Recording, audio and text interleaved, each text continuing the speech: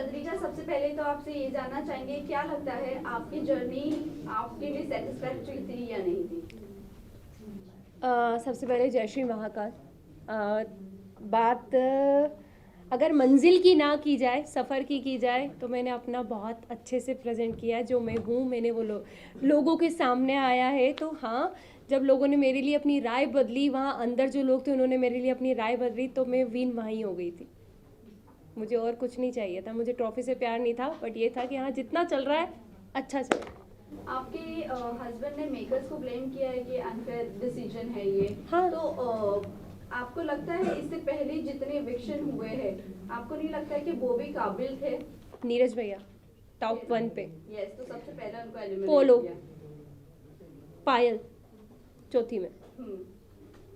जो खेलने वाले थे, जो प्रेजेंट अच्छे से करने वाले थे सबको, मतलब जो एक स्ट्रांग बंदे थे, नीरज भैया के लिए तो मैं सीरियसली शॉक्ड हूँ। वो मैं उनको देखती थी तो मुझे लगता था कि भाई टॉप 1 में या टॉप 2 में तो जाना ही जाना है, तो वो पहले ही निकल गए थे। तो उसके बाद से मैं मेंटली प्रिपेयर थी कि अपना भी नंबर कभी भी लग सकता है।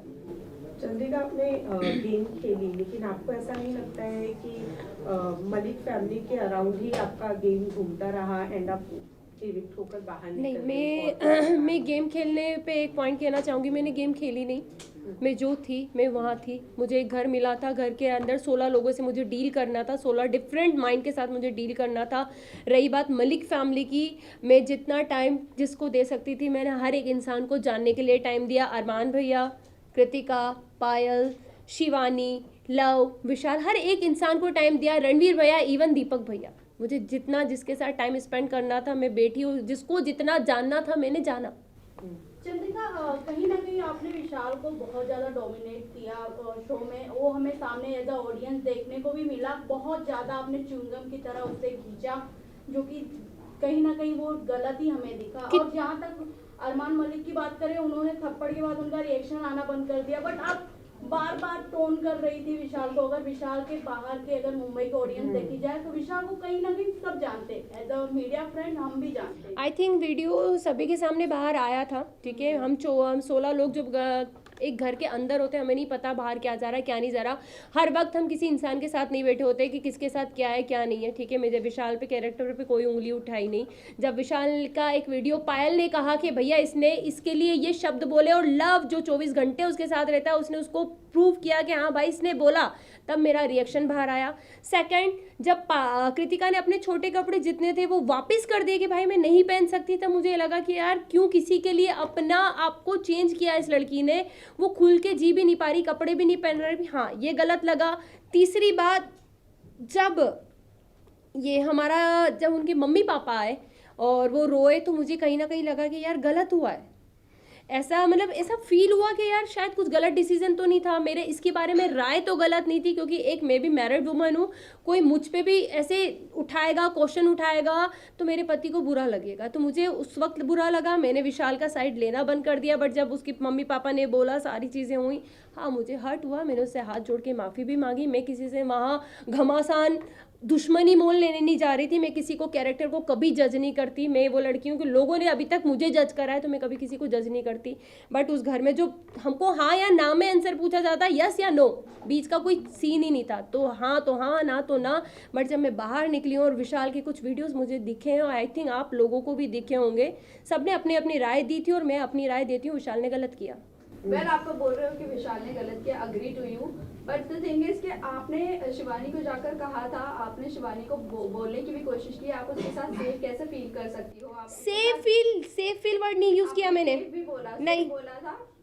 एक ही सवाल है, बाहर आकर आपको अरमान मलिक के बारे में भी बहुत सारी चीजें पता चली नहीं चली। मैंने अभी तक मुझे है कि अरमान मलिक सेफ है वहाँ पर लड़कियों के? एक सेकेंड में आपसे बात कंप्लीट कर देना चाहती हूँ आपका क्वेश्चन।